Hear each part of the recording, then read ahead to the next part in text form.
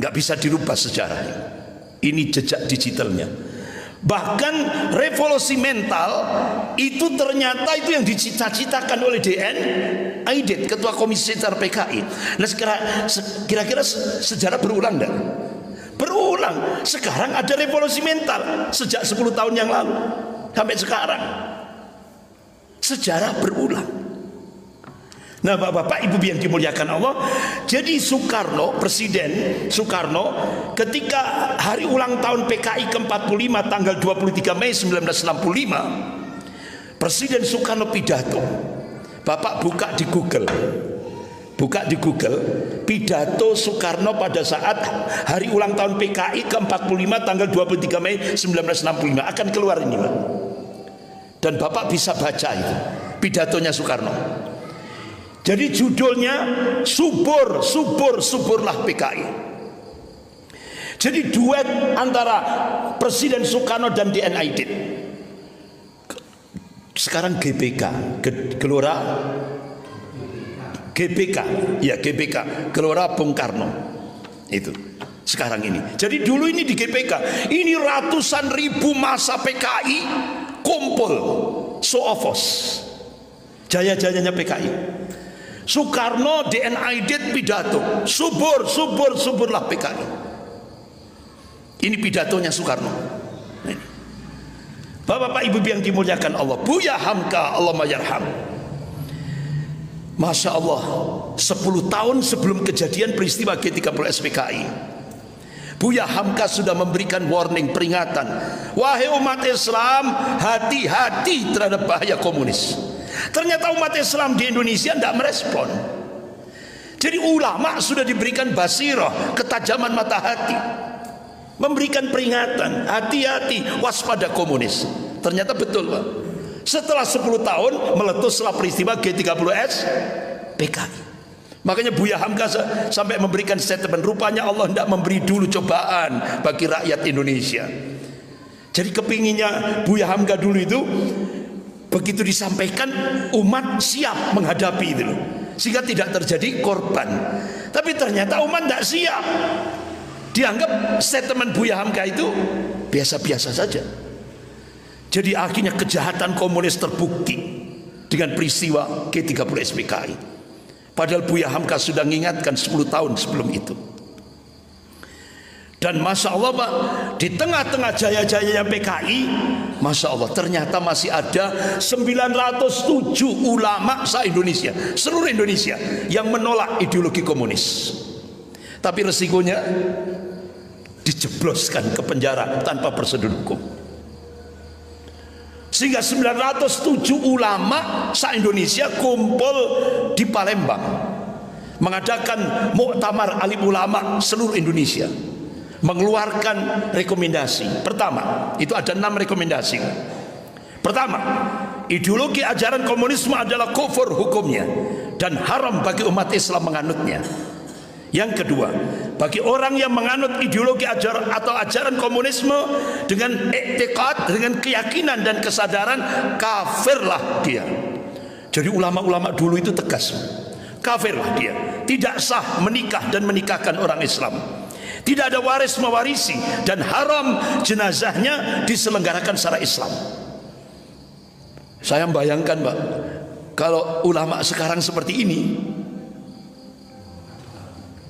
ya opo Pak Mulyono itu. Tapi kuabes tiarap kabeh, iya kan? Banyak ulama yang tiarap. Kenapa? Ya itu tadi, kena min amplopi bin fulus. Gitu. Jadi inilah yang terjadi. Bapak-bapak, ibu yang dimuliakan Allah, ada 6 ditandatangani oleh Kiai Haji Muhammad Isa Ansori dan sekretarisnya Bapak Ghazali Hasan. Bapak-bapak, ibu yang dimuliakan Allah, setelah ulama mengeluarkan rekomendasi tepat tanggal 17 Agustus 1958, Soekarno pidato dengan gegap gempita.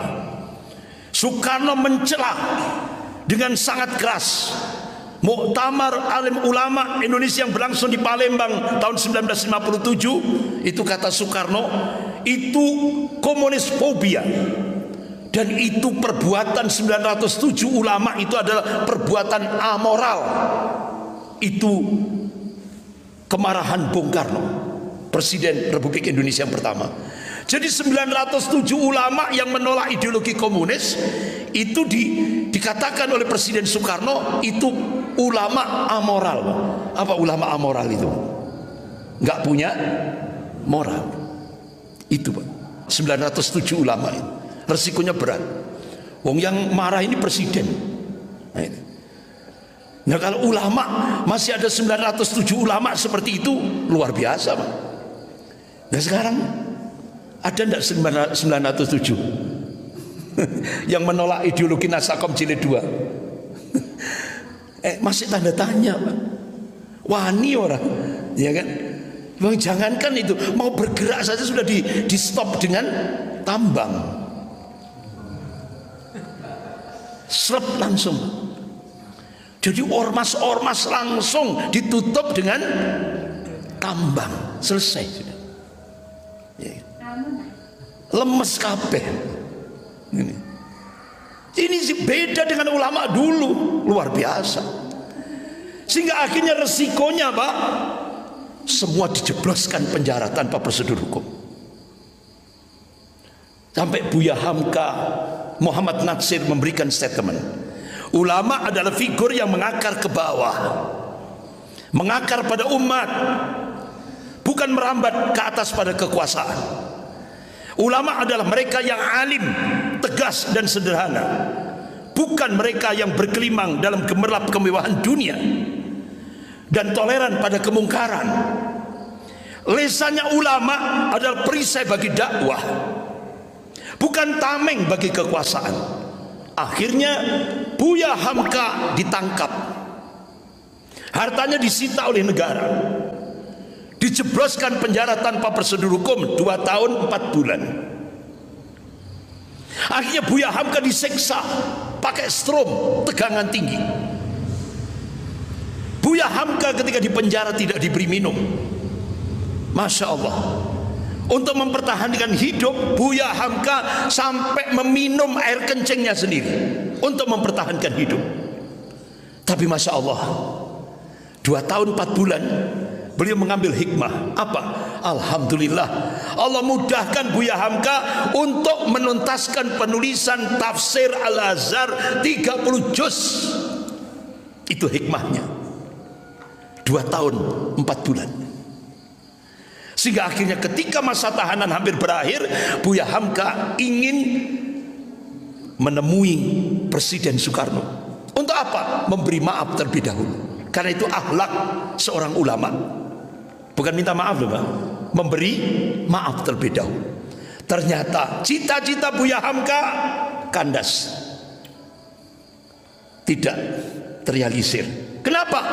Tiba-tiba ajudan Presiden Soekarno datang ke penjaranya Buya Hamka, nyerahkan secari kertas. Begitu secari kertas itu dibuka oleh Buya Hamka, Allah mayarham, Buya Hamka mengucapkan kalimat istirja, inna lillah wa inna ilaihi rajiun. Bung Karno, Presiden pertama Republik Indonesia, meninggal. Nah, di bawah itu tulisan Soekarno minta kepada Buya Hamka untuk menjadi imam sholat jenazah Presiden pertama Republik Indonesia. Kira-kira mau enggak Buya Hamka? Masya Allah Pak. Sampai hari ini fotonya masih tersimpan di Kesekretariatan Negara Republik Indonesia. Jadi Buya Hamka menjadi imam sholat jenazah Presiden pertama Republik Indonesia. Artinya apa? Soekarno merasa bersalah telah berbuat zalim kepada ulama. Ternyata tidak hanya Buya Hamka, Muhammad Natsir, arsitek pencetus NKRI, Perdana Menteri Republik Indonesia pertama. Beliau pidato di parlemen 3 April 1950 yang sering disebut dengan mosi integral Natsir. Akhirnya 17 Agustus 1950 Indonesia memproklamasikan dari RES, dari Republik Indonesia Serikat, menjadi NKRI, Negara Kesatuan Republik Indonesia. Itu jasanya Muhammad Natsir. Tapi Bapak Muhammad Nasir menolak ideologi komunis. Langsung Pak dijebloskan ke penjara tanpa prosedur hukum. Berapa? 4 tahun penjara. Di mana? Di tahanan militer Batu, Malang. Makanya Pak, Bapak Ibu kalau ke sebelum alun-alun Batu kanan jalan itu sebelum rumah makan Mesir itu kan ada Masjid At-Taqwa. Nah, itu diresmikan oleh Pak Nasir tahun 1967 saat beliau ditahan di tahanan militer Batu. Itu sejarah luar biasa. Tapi Masya Allah, Pak Nasir tetap tenang, ya kan? Beliau tidak dendam sampai pada saat Orde Baru. Masya Allah Pak. Pada saat Orde Baru, Indonesia terkena krisis ekonomi. Masya Allah, Pak Nasir bikin surat salembar ditujukan kepada Perdana Menteri Jepang agar Jepang membantu Indonesia. Akhirnya apa Bu? Bapak-bapak, ibu-ibu, Jepang langsung membantu Pak Harto untuk mengatasi krisis ekonomi. Itulah Pak. Jadi Pak istilahnya tokoh itu masih tulisannya masih dianggap oleh Perdana Menteri Jepang.